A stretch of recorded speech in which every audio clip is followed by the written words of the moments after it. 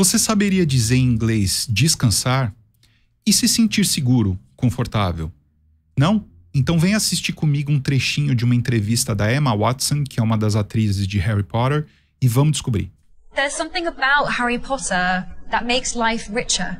Like when things get really dark and times are really hard, stories give us places we can go where we can rest and feel held.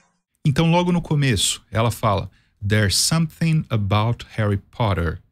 Há algo sobre Harry Potter. Esse there's, no singular, e se for no plural é there are, significa o nosso há do verbo haver.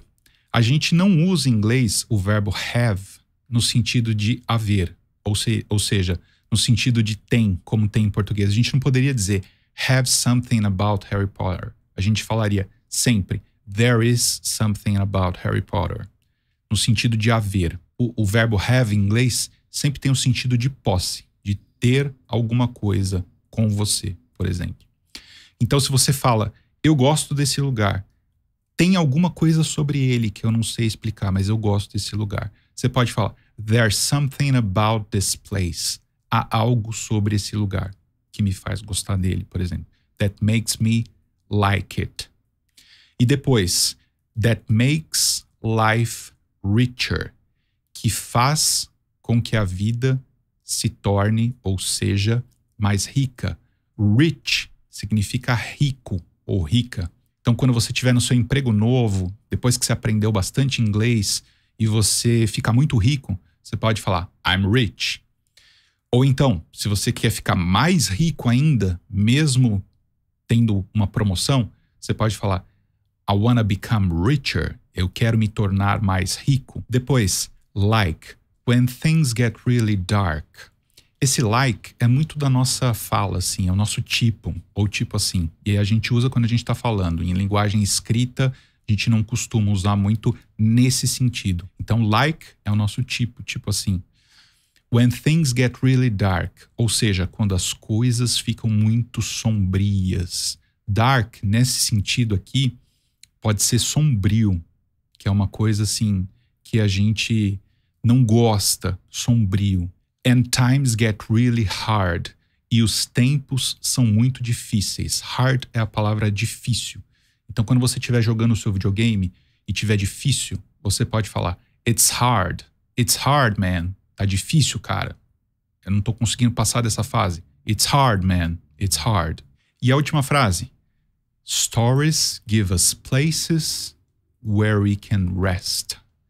As histórias nos dão ou nos proporcionam lugares onde podemos ir, onde podemos descansar. Então, story, lembra, é esse tipo de história. Um conto, uma história, um livro. Quando é história, por exemplo, da humanidade, história de um país, a gente fala history. A gente escreve diferente e fala diferente. Então, nesse caso é story. Igualzinho os do Instagram. Então, repete comigo a pronúncia para você não errar mais. Story, story. Instagram, story. Story on Instagram. Você pode falar também mais de um. Se você estiver falando de 2 stories no Instagram, de um monte de stories, você pode falar stories. Stories. Repete comigo. Stories. Então, histórias nos dão lugares onde podemos ir, onde podemos descansar. O rest, aí é descansar. Então, se você fala que você vai descansar nesse final de semana, this weekend I'm gonna rest. Esse final de semana eu vou descansar. Não vou trabalhar, I'm gonna rest. Eu vou descansar. And feel held. Esse feel held tem o sentido de se sentir abraçado, se sentir seguro, se sentir confortável. A gente tem um verbo em inglês que é to hold, que é o verbo segurar. E ele dá origem a essa expressão. Então, to feel held é se sentir seguro, se sentir confortável. Por exemplo, você pode falar que os tempos estão muito difíceis, mas com seus amigos você se sente seguro. With my friends, I feel held. Com os meus amigos, eu me sinto seguro, confortável. Ficou com alguma dúvida? Deixa aí nos comentários que a gente vai ter o maior prazer de ajudar vocês. Espero que tenham gostado e até a próxima.